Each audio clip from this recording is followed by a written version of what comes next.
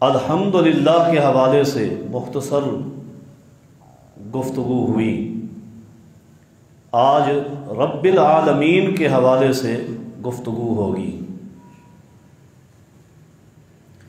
اللہ رب کریم کی یہ صفت ہے کہ اللہ رب کریم عالمین کا رب ہے۔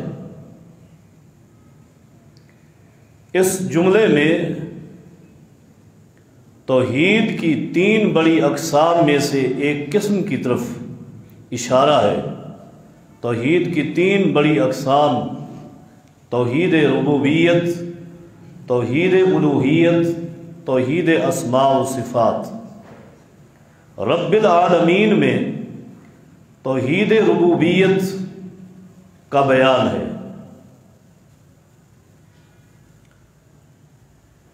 توحید اللہ رب کریم کی، اس کے سمجھنے کے لیے نفی اور اثبات دونوں کا ہونا ضروری ہے۔ رب العالمین، اللہ رب کریم عالمین کا رب ہے۔ توحید ربوبیت میں بہت ساری چیزیں آتی ہیں، بنیادی طور پر تین چیزیں خاص ہیں توحید ربوبیت میں۔ پہلی چیز یہ ہے کہ توحید ربوبیت یہ ہے کہ خالق صرف اللہ رب کریم ہے، اللہ کے علاوہ پوری کائنات میں کوئی اور خالق نہیں۔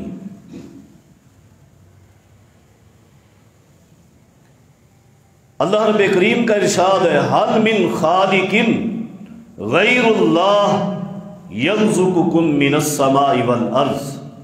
بتاؤ اللہ کے علاوہ کوئی اور ایسا ہے جس کو خالق کہا جائے، یرزقکم من السماء والارض، اور اس کی یہ صفت ہو کہ زمین و آسمان میں وہ تمہیں رزق دے۔ اس میں پھر دو باتیں ذکر کر دی کہ خالق وہ ہے جو رزق دیتا ہے، صرف پیدا نہیں کرتا بلکہ رزق بھی دیتا ہے۔ اللہ رب کریم ہمارا خالق ہے اور ہمارا رزاق بھی۔ اور اللہ کی ربوبیت کی یہ ادا کتنی عجیب ہے، کتنی عجیب ہے کہ آپ تنہائی میں بیٹھ کر کبھی اندازہ تو لگائیں کہ اللہ رب کریم سب کو رزق عطا فرماتا ہے، سب کو، اپنوں کو بھی اور غیروں کو بھی، اپنے دشمنوں کو بھی رزق دیتا ہے اللہ۔ اس لیے فرمایا الحمدللہ رب العالمین۔ صرف اپنوں کی بات ہوتی تو شاید یوں کہا جاتا الحمدللہ رب المسلمین، رب المؤمنین، یا اس سے کہیں اور زیادہ پیاروں کی بات ہوتی رب الانبیاء والمرسلین۔ نہیں، فرمایا رب العالمین، عالمین کا رب ہے، سب کو رزق دیتا ہے۔ اور رزق بھی کیسے دیتا ہے، کیسے رزق دیتا ہے، اس کی یہ ادا کتنی عجیب ہے کہ اپنے دوستوں کو، اپنے ماننے والوں کو اللہ دال روٹی پہ خوش کر دیتا ہے اور اپنے دشمنوں کو مرغن کھلاتا ہے۔ اپنے ماننے والوں، چاہنے والوں کو خس و خاشات اور تنکوں کی جھونپڑیوں میں خوش کر دیتا ہے، دشمنوں کو محلات عطا کرتا ہے۔ یہ رب العالمین۔ حل من خالق غیر اللہ یرزقکم من السماء والارض۔ آسمان سے بھی رزق آتا ہے، زمین سے بھی رزق ملتا ہے، یہ سارے کا سارا رزق جو تمہیں ملتا ہے یہ اس خالق کائنات کا دیا ہوا، کوئی اور دینے والا نہیں۔ کیوں؟ اس لیے الا لہ الخلق والامر، یہ ساری کائنات اسی کی خلق ہے، اسی کی تخلیق ہے، اسی نے پیدا کی ہے، والامر، اور اس ساری کائنات پر حکم بھی اسی کا چلتا ہے۔ یہ مخلوق بھی اسی کی۔ توحید ربوبیت میں پہلی چیز خالق اللہ ہے، اللہ کے علاوہ کوئی اور خالق نہیں ہے۔ کائنات کی کسی ایک چیز کا بھی خالق اگر اللہ کے علاوہ کسی اور کو مانیں گے تو اللہ کی صفت میں، صفت ربوبیت میں، اللہ کی توحید میں، شان توحید میں شرک ہو جائے گا۔ وہ مکہ سے تقریباً کوئی 15 میل کے فاصلے پر جو ایک بستی ہے حدیبیہ نام کی، نبی علیہ الصلوۃ والسلام نے وہاں پڑاؤ ڈالا، رات وہاں گزاری۔ حدیث کے الفاظ ہیں صبح ہوئی، نبی علیہ الصلوۃ والسلام نے صبح کی نماز پڑھائی، اور اس رات علی اسر سماء کانت من اللیل، رات کو بارش ہوئی تھی، رات کو بارش ہوئی۔ اب اس بارش کو بھیجنے والا کون ہے؟ اس کا خالق کون ہے؟ اللہ ہے۔ صبح کی نماز نبی علیہ الصلوۃ والسلام نے پڑھائی، فلما انصرف اقبل علی الناس، سلام پھیر کر لوگوں کی طرف اپنا رخ انور کیا، اور نبی علیہ الصلوۃ والسلام نے فرمایا هل تدرون ماذا قال ربکم، جانتے ہو میرے صحابہ تمہارے رب نے ابھی ابھی مجھے کیا پیغام دیا ہے؟ رب کا پیغام جانتے ہو؟ صحابہ کرام رضی اللہ عنہ فرماتے ہیں اللہ و رسولہ عالم، اللہ جانتے ہیں، یا اس نے اپنے رسول کو جو بتایا وہ جانتے، ہم نہیں جانتے۔ نبی علیہ الصلوۃ والسلام نے فرمایا، اللہ رب کریم نے فرمایا قال اصبح من عبادی مؤمن بی وکافر، آج رات کے اختتام پر یہ جو صبح ہوئی ہے، آج کی صبح بہت سارے لوگ میرے ساتھ ایمان لائے اور بہت سارے لوگوں نے کفر کیا۔ آج صبح بہت سارے لوگ کافر ہو گئے اور بہت سارے مومن ہو گئے۔ کیسے؟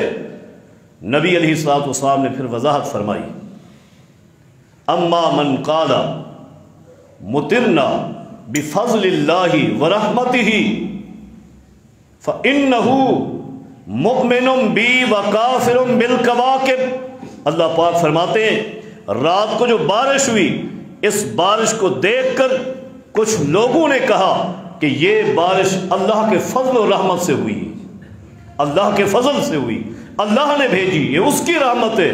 یہ وہ لوگ ہیں مؤمن بی جن کا ایمان میرے ساتھ مزید مضبوط ہو گیا، وکافر بالکواکب انہوں نے ستاروں کی تاثیر کا انکار کیا جو مشرکین مکہ کا عقیدہ تھا، اس عقیدے کو جھٹلا دیا۔ وَأَمَّا مَنْ قَالَ مُطِرْنَا بِالنَّوْءِ كَذَا وَكَذَا، اور جن لوگوں نے کہا کہ شام کو وہ ستارہ وہاں تھا، فلاں ستارہ مغرب کے وقت اس جگہ سے طلوع ہوا جس کی وجہ سے آج رات بارش ہوئی، فرمایا فَهُوَ كَافِرٌ بِي وَمُؤْمِنٌ بِالْكَوَاكِبِ، انہوں نے اپنے رب کے ساتھ کفر کیا ہے اور اس کے مقابلے میں یہ ایمان لائے ہیں ان ستاروں پر۔ انہوں نے بارش کا خالق ان ستاروں کو مانا، بارش کا خالق ان ستاروں کو مانا، جبکہ کائنات کی ہر چیز کا خالق اللہ رب کریم ہے، اسی کو خالق ماننا تھا۔ توحید ربوبیت کا تقاضا یہ تھا کہ خالق وہی ہے، الا لہ الخلق والامر، خالق وہی ہے، اور پھر دوسری بات یہ بھی اس کے ساتھ ہے کہ اس خلق پر امر اور حکم بھی اسی کا چلتا ہے، کسی اور کا اختیار نہیں چلتا، کسی اور کی مرضی نہیں چلتی، چاہے وہ ساری کائنات کا افضل ترین انسان محمد رسول اللہ صلی اللہ علیہ وسلم بھی ہوں، اس مخلوق پر اگر مرضی چلتی ہے تو خالق کائنات کی چلتی ہے، کسی اور کی مرضی نہیں چلتی۔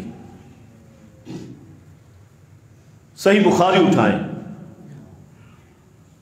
نبی علیہ الصلوۃ والسلام کا جنگ احد کا جو واقعہ ہے اس کا منظر اپنے سامنے رکھے۔ نبی علیہ الصلوۃ والسلام کے صحابہ کرام کو آپ جانتے ہیں فتح ہوئی، پھر تھوڑی سی شکست میں تبدیل ہوئی، پھر اللہ نے فتح دی۔ ان ساری چیزوں میں ایک چیز یہ بھی ہے، آپ سب کے علم میں ہے کہ نبی اکرم صلی اللہ علیہ وسلم کے اپنے مبارک دانت بھی شہید ہوئے، تھوڑے سے اوپر سے ٹوٹ گئے تھے، رباعیہ دانت، سامنے کے 2 دانت سامنے سے ٹوٹ گئے اوپر سے اس لڑائی میں۔ اللہ اکبر!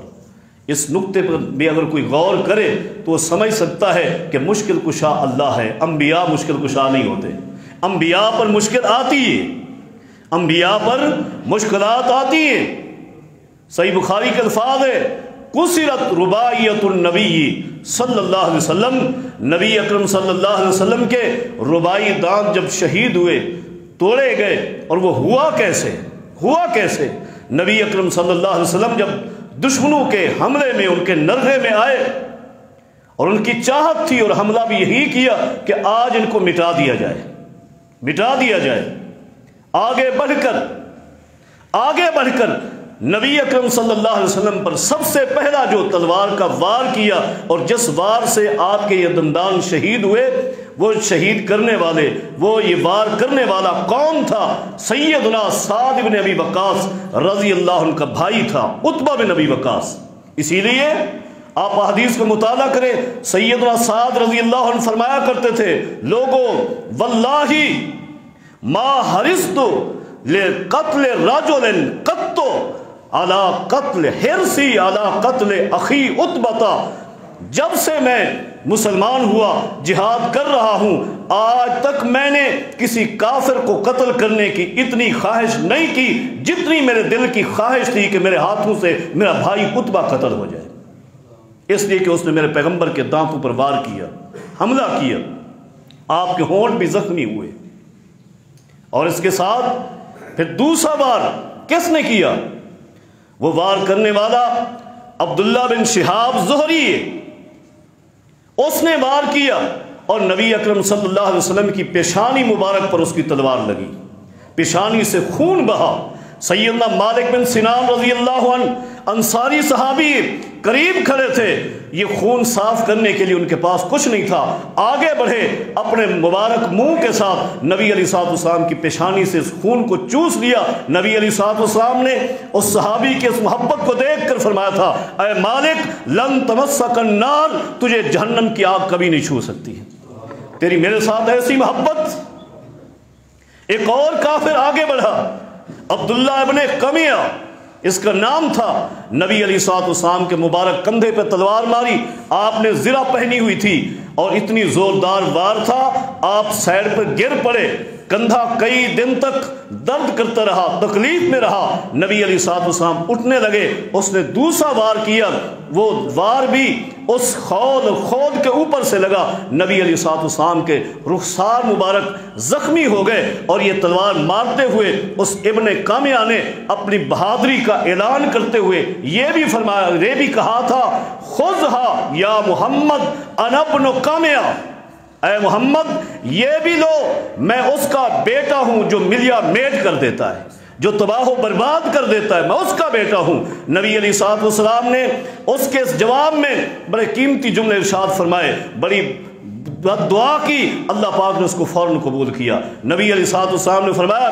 ما لک اقماک اللہ، اللہ تجھے ٹکڑے ٹکڑے کرے، اللہ تجھے برباد کرے، تو مجھے یوں کہتا ہے۔ جائیے طبرانی اٹھائیے، فتح الباری اٹھائیے، جب یہ جنگ ختم ہوئی، یہ شخص مکہ واپس لوٹا، اس کے گھر میں بکریوں کا ریوڑ تھا، ریوڑ کو دیکھنے کے لیے باہر چلا گیا، پہاڑی کی طرف نکلا، پہاڑ سے اللہ نے ایک پہاڑی بکرا بھیجا جس کے بڑے بڑے سینگ تھے، اس نے آ کر اس کو ٹکر ماری، یہ گرا، اس نے سینگوں سے مارنا شروع کیا، سلط اللہ علیہ تیس جبل ینتہہ فقطعہ قطعۃ، اس بکرے نے مار کر اس کی لاش کے بھی ٹکڑے ٹکڑے کر دیا، تباہ و برباد کر دیا۔ لیکن اس ساری صورتوں میں جس بات کی طرف آپ کو لے کے جا رہا ہوں، الا لہ الخلق والامر، اس زخمی ہونے کی اور اس دکھ کی حالت میں نبی علیہ الصلوۃ والسلام اپنے مبارک چہرہ سے خون صاف کر رہے ہیں، اور ساتھ یہ بھی فرما رہے ہیں، کیف یفلح قوم اللہ اس قوم کو کیسے فلاح دے گا، کیسے کامیاب کرے گا۔ شجو نبیہم، جنہوں نے اپنے نبی کو زخمی کر دیا، خضبوا وجہ نبیہم وہو یدعوہم الی ربہم، ان کا نبی ان کو رب کی طرف بلاتا ہے اور وہ اس کو زخمی کرتے ہیں۔ یہ الفاظ اللہ رب کریم نے جو ہی سنے، اللہ رب کریم نے کیا فرمایا؟ فوراً جبریل کو بھیجا، وحی دے کر بھیجا، اور وحی کے الفاظ کیا سے؟ لیس لک من الامر شیء، اے میرے پیغمبر اس میں تیرا کوئی اختیار نہیں، یہ معاملات میرے ہیں، میں کسی کو چاہوں ہدایت دوں، کسی کو چاہوں ہدایت نہ دوں، کسی پر عذاب مسلط کروں، عذاب نہ دوں، کافر رکھوں، مومن بنا دوں، یہ میری مرضی ہے، میری خلق میں تیرا کوئی اختیار نہیں ہے۔ الا لہ الخلق والامر، مخلوق اسی کی، حکم بھی اسی کا چلے گا۔ یہ توحید ربوبیت ہے۔ الحمدللہ رب العالمین، رب العالمین کو سمجھیے۔ رب العالمین کس کو کہتے ہیں؟ توحید ربوبیت کے لیے سب سے پہلا نقطہ یہ ہے کہ ساری کائنات کا خالق اکیلا اللہ ہے، اور ساتھ نفی بھی، اللہ کے علاوہ کوئی اور اس کائنات کی کسی ذرے کا بھی خالق نہیں۔ ایک ذرے کا اگر خالق کسی نے مان لیا تو یہ بھی رب کے ساتھ شرک ہے، اللہ کی توحید میں بغاوت ہے۔ الا لہ الخلق والامر، ساری کائنات کا خالق اکیلا اللہ ہے۔ توحید ربوبیت میں دوسرا اہم ترین نقطہ یہ ہے کہ ملک اللہ کا ہے، بادشاہت پوری کائنات پر اللہ کی ہے، حاکمیت اس کی ہے، اس کی حاکمیت میں، اس کی ملوکیت میں کوئی اور شریک نہیں ہے، اللہ کی حکومت میں کوئی اور شریک نہیں ہے۔ للہ ملک السماوات والارض یخلق ما یشاء یہب لمن یشاء اناثا ویہب لمن یشاء الذکور او یزوجہم ذکرانا واناثا ویجعل من یشاء عقیما۔ ساری کائنات کی بادشاہت اس اللہ کی ہے۔ یخلق ما یشاء، جب مالک وہی ہے، بادشاہ وہی ہے، ملوکیت اسی کی ہے، آمریت اسی کی ہے، حکم اسی کا چلتا ہے، تو پھر یخلق ما یشاء، وہ جو چاہے پیدا کرے۔ یہب لمن یشاء اناثا، جسے چاہے بیٹیاں دے دے، وَيَهَبُ لِمَن يَشَاءُ الذُّكُورَ، اور جسے رب چاہے بیٹے دے دے، او يُزَوِّجُهُمْ ذُكْرَانًا وَإِنَاثًا، جسے چاہے بیٹے اور بیٹیاں ملا کر دے دے، وَيَجْعَلُ مَن يَشَاءُ عَقِيمًا، اگر چاہے تو بے اولاد اور لا ولد بھی رکھ دے، اس سے کوئی پوچھنے والا نہیں ہے۔ کیوں نہیں ہے؟ اس لیے کہ للہ ملک السماوات والارض، زمین و آسمان کا بادشاہ وہی اکیلا ہے، جو چاہے پیدا کرے، اس سے کوئی پوچھنے والا نہیں ہے، یہ اس کا ملک ہے، یہ اس کی حکومت اور بادشاہت ہے۔ اگر کسی نے رب کی اس حکومت میں دخل اندازی کی ہے تو رب نے دنیا میں ہی بتایا ہے، آخرت میں تو بتانا ہی ہے۔ فرعون نے تھوڑا سا کہا نا، کیا کہا؟ قوم کو جب دیکھا کہ موسیٰ علیہ السلام اور سیدنا ہارون علیہ السلام کی دعوت کی طرف یہ کام دھر رہے ہیں، ہو سکتا ہے یہ ادھر چلے جائیں، قوم میں اعلان کرایا، اعلان کیا، وَنَادَى فِرْعَوْنُ فِي قَوْمِهِ یا قوم الیس لی ملک مصر وہذہ الانہار تجری من تحتی افلا تبصرون، دیکھتے نہیں ہو میں تو وہی رب ہوں نا، یہ ساری ملوکیت میری ہے، یہ بادشاہت میری ہے، یہ ملک مصر میری ملوکیت میں ہے، میرے محلات کے نیچے سے نہریں بہ رہی ہیں، میں جو چاہوں اپنے لیے بنا لوں، آپ نہیں سمجھتے کہ میں تمہارا رب ہوں؟ رب کو یہ بات ناگوارا گزری، رب نے اسی فرعون کو پکڑا اور اسی مصر کے ایک بہتے ہوئے دریا میں، سمندر میں غوطہ دیا۔ پہلے غوطے پر بھی اس نے اقرار کیا توحید ربوبیت کا، آمنت برب موسیٰ و ہارون، میں موسیٰ و ہارون کے رب پر ایمان لایا ہوں، یہ توحید ربوبیت ہے، مانا اس نے۔ اور قرآن کریم میں اس بات کی بھی وضاحت ہے کہ یہ جو فرعون نے اعلان کیا تھا، یہ جو دعویٰ کیا تھا، اس دعویٰ کے وقت بھی، اعلان کے وقت بھی فرعون خود بھی جانتا تھا میں جھوٹ بول رہا ہوں، اوپر سے لوگوں کو دھوکہ دینے کے لیے کہا وَجَحَدُوا بِهَا وَاسْتَيْقَنَتْهَا أَنفُسُهُمْ، وہ انکار تو کر رہے تھے لیکن دل میں یقین تھا کہ ساری کائنات کا خالق و مالک اللہ ہے، یہ مانتا تھا ملوکیت اور ملک اور بادشاہت اللہ کی، اسی کا اختیار ہے، مشرکین مکہ جنہیں آپ مشرک کہتے ہیں، جنہیں آپ جاہل کہتے ہیں، لیکن توحید کے اس شعبے کا تو وہ بھی اقرار کرتے تھے، وہ بھی اقرار کرتے تھے، توحید ربوبیت کو وہ بھی مانتے تھے۔ اللہ رب کریم نے، آپ قرآن کریم کا مطالعہ کریں، توحید الوہیت کو منوانے کے لیے دلیل کے طور پر توحید ربوبیت کو پیش کیا ہے۔ اور جتنے انبیاء اور رسل آئے ہیں، تمام انبیاء کے دنیا میں آنے کا مقصد توحید الوہیت اور توحید اسماء و صفات ہے، کیونکہ مشرکین توحید ربوبیت کو مانتے تھے۔ اللہ رب کریم نے جب بھی قرآن کریم میں ان مشرکین سے کوئی سوال کیا ہے تو دلیل کے طور پر اللہ نے اپنی توحید ربوبیت کو پیش کیا۔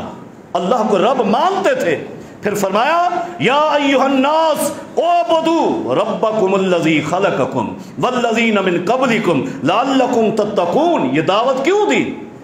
اعبدوا ربکم، اس رب کی عبادت کرو، الذی خلقکم، جس نے تمہیں پیدا کیا، والذین من قبلکم، تم سے پہلو کو پیدا کیا۔ اس لیے کہ مشرکین مکہ اس توحید کے مقر تھے کہ خالق کو مالک اللہ ہے، پیدا کرنے والا وہی ہے۔ مشکلات جو تھی وہ توحید الوہیت پر تھی۔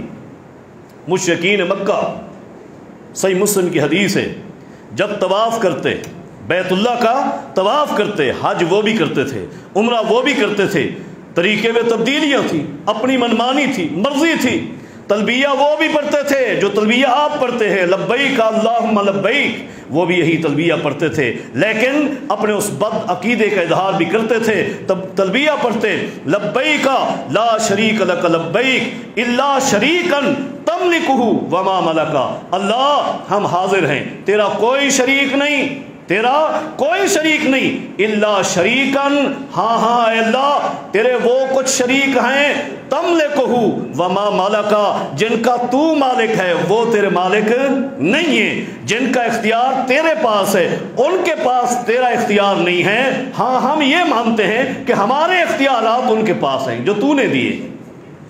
اللہ اکبر۔ مالک ساری کائنات کا کون ہے؟ اللہ رب کریم ہے۔ یہ توحید ربوبیت کے لیے دوسرا اہم اور بنیادی نقطہ کہ ساری کائنات کا خالق اللہ، ساری کائنات کا مالک بھی اللہ، اللہ کے علاوہ کوئی خالق بھی نہیں، اللہ کے علاوہ کوئی مالک بھی نہیں ہے، یہ خلق بھی اسی کی اور ملک بھی اسی کا۔ رب العالمین، الحمدللہ رب العالمین، عالمین کا رب ہے۔ توحید ربوبیت کے لیے تیسرا بنیادی نقطہ یہ ہے کہ ساری کائنات کا مدبر اللہ اکیلا ہے، کوئی اور اس پوری کائنات کا مدبر نہیں ہے، کائنات کی کسی ایک بھی چیز کا مدبر کوئی نہیں، مدبر تدبیریں کرنے والا، اس کے تصرفات کرنے والا، اس نظام کو چلنے والا، کہاں روکنا ہے، کہاں چلانا ہے، کہاں درست ہے، کہاں غلط ہے، کہاں رکاوٹ کرنی ہے، کچھ کرنا ہے، یہ سارے انتظام کا مالک بھی اللہ اکیلا ہے۔ اللہم لا مانع لما اعطیت ولا معطی لما منعت ولا ينفع ذا الجد منک الجد۔ ساری کائنات کی تدبیریں پیچھے رہ جاتی ہیں، اگر کسی کی تدبیر چلتی ہے تو اس وحدہ لا شریک کی۔ ساری مخلوق ایک طرف ہو جائے اللہ کی، نیک بھی بد بھی، سارے ایک طرف ہو جائیں، سب اپنی اپنی مرضی کی تدبیریں چلائیں، لیکن تدبیر وہی چلے گی جو مدبر الامر چلائے گا۔ یہ توحید ربوبیت ہے۔ میں صحیح بخاری سے ایک اور حوالہ عرض کروں گا۔ جنگ حنین، فتح مکہ کے بعد حنین کا موقع، صحیح مسلم کی ایک طویل حدیث ہے، اختصار کے ساتھ عرض کروں گا۔ نبی علیہ الصلوۃ والسلام جب دشمنوں کے سامنے گئے، دشمنوں نے بڑی ترتیب کے ساتھ جنگ کی تیاری کی تھی۔ سب سے آگے جو صف تھی وہ سواروں کی صف تھی، اور پیچھے جو لوگ پیدل تھے، اور ان کے پیچھے عورتیں اور بچے، اور بعد میں آخر میں جانور، اس ترتیب سے دشمن کھڑے ہیں۔ نبی علیہ الصلوۃ والسلام نے صحابہ کرام کی یہ ترتیب بنائی، آگے سواروں کو کھڑا کیا، اور اسی طرح ترتیب بنائی۔ جب جنگ شروع ہوئی تو سیدنا عباس رضی اللہ عنہ جو نبی علیہ الصلوۃ والسلام کے چچا بھی ہیں، وہ فرماتے ہیں کہ تھوڑی ہی دیر میں ہمارے جتنے بھی گھڑ سوار تھے، اونٹوں پہ سوار تھے، سارے کے سارے ڈر کے پیچھے بھاگے، جن کی وجہ سے ہمارے کچھ ساتھیوں کو بھی نقصان ہوا، جانور بھی دوڑے، وہ صحابہ کرام بھی دوڑے۔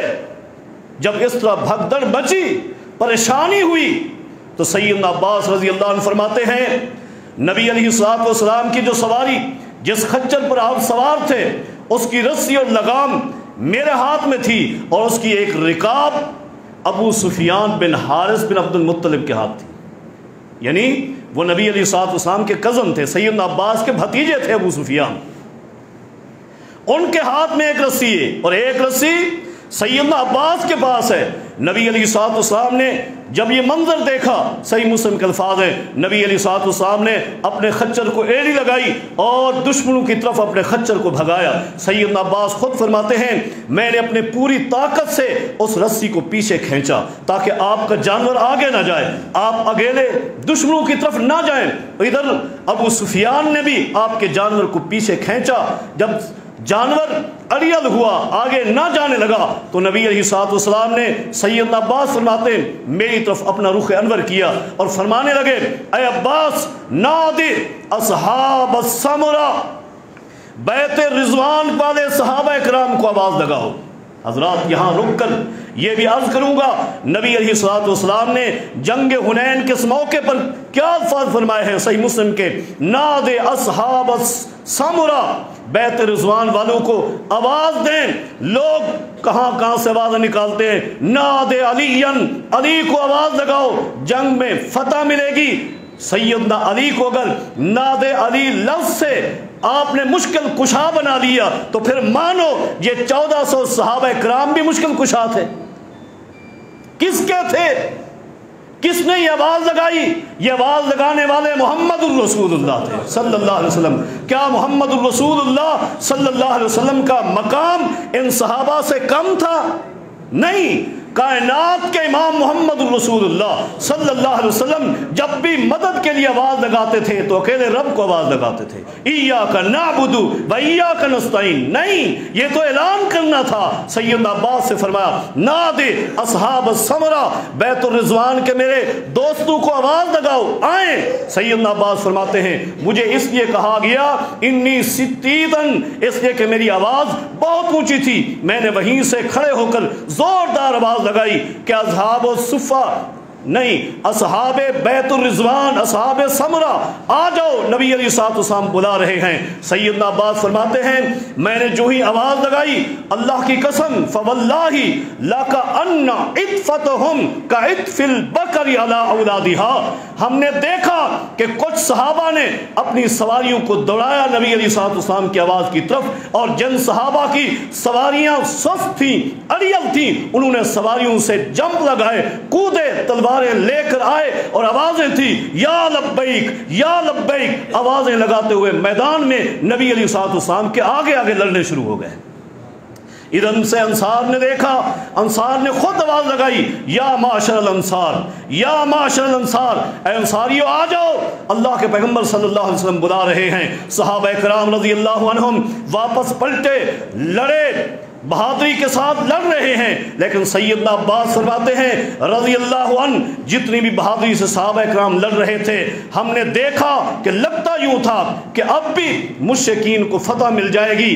یہ نظارے نبی علیہ الصلوۃ والسلام، یہ منظر نبی علیہ الصلوۃ والسلام بھی دیکھ رہے تھے۔ نبی علیہ الصلوۃ والسلام نے اپنی سواری سے اتر کر اس زمین سے، اس میدان سے ایک مٹھی مٹی کی بھری، فقبض قبضۃ، مٹھی بھر کے نبی علیہ الصلوۃ والسلام نے مشرکین مکہ کی طرف ایسے پھینکی، سب کی آنکھوں میں وہ مٹی چلی گئی، جس کو قرآن کریم میں رب نے بیان کیا وما رمیت اذ رمیت ولکن اللہ رما۔ اے میرے پیغمبر، جو آپ نے مٹھی میں مٹی لے کر پھینکی تھی، اصل میں یہ آپ نے نہیں پھینکی، یہ ان کی آنکھوں میں اس مٹی کو پہنچانے والا آپ کا رب تھا۔ حضرات یہاں مشرکین مکہ کی تدبیریں یہ ہیں کہ آج محمد کو اور اس کے ساتھیوں کو ختم کر دیں صلی اللہ علیہ وسلم، اور مسلمانوں کی تدبیریں یہ ہیں، بار بار پلٹ رہے ہیں کہ آج ان کو ہم ختم کر دیں۔ دونوں تدبیریں نہیں چلی۔ یہاں اگر کسی کی تدبیر چلی ہے تو مدبر الامر کی تدبیر چلی ہے کہ اس نے ایک مٹھی مٹی کے ساتھ مشرکین مکہ کے ہزاروں کے لشکر کو شکست دے دی ہے۔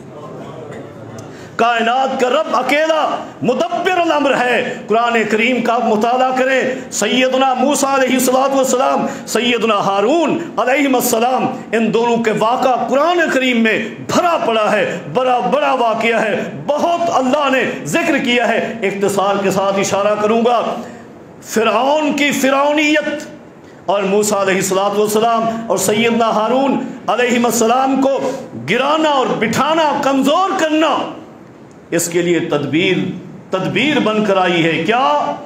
پورے ملک سے جادوگر اکٹھے کیے گئے ہیں۔ یہ تدبیر ہے یا نہیں؟ سارے جادوگر جمع ہوئے، گراؤنڈ بھرا ہوا ہے، بڑا لشکر ہے جادوگروں کا۔ ہر جادوگر نے سر چڑھ کے محنت کی اور تدبیر کی، چھوٹی چھوٹی لکڑیاں، رسیاں اور کپڑے کے ٹکڑے پھینک کر سب کو سانپ بنا دیا۔ کتنی بڑی تدبیر تھی، لیکن سیدنا موسیٰ علیہ السلام نے خود کوئی تدبیر نہیں کی۔ قرآن میں آتا ہے کہ موسیٰ علیہ السلام تو دیکھ کر ڈر ہی گئے تھے، لیکن رب نے جو تدبیر کی، رب نے فرمایا میرے پیغمبر اپنے عصا کو پھینک دو۔ پھینکا، فَأَلْقَىٰ عَصَاهُ فَإِذَا هِيَ تَلْقَفُ مَا يَأْفِكُونَ، سارے سانپوں کو ایک دم وہ بڑا سانپ نگل گیا۔ یہ میرے رب کی تدبیر تھی۔ فَأُلْقِيَ السَّحَرَةُ سُجَّدًا، رب کی اس تدبیر کو دیکھ کر جادوگر سمجھ گئے کہ کائنات میں اگر کسی کی تدبیر چلتی ہے تو اس مدبر الامر کی چلتی ہے۔ اسی لیے یہ کہتے ہوئے سجدے میں چلے گئے، آمنا برب موسیٰ و ہارون۔ موسیٰ و ہارون کا جو رب ہے یہ توحید ربوبیت ہے۔ رب ساری کائنات کا اکیلا خالق ہے، اس کے علاوہ کوئی خالق نہیں ہو سکتا۔ ساری کائنات کا مالک وہ اکیلا ہے، اس کے علاوہ کوئی مالک نہیں ہو سکتا۔ ساری کائنات کا مدبر وہی اکیلا ہے، اس کے علاوہ کوئی اور مدبر نہیں ہو سکتا۔ یہ عقیدہ بنا کر قرآن کریم کی اس آیت کو پڑھ، الحمدللہ رب العالمین، جب اس عقیدے سے تو پڑھے گا تو میرے پیغمبر فرماتے ہیں لوگو ذاقا طعم الایمان من رضی باللہ ربا، اس شخص نے ایمان کا ذائقہ پا لیا جو اللہ کو اپنا رب مان کر راضی ہو گیا۔ حضرات، ایک ہے اللہ کو اپنا رب ماننا۔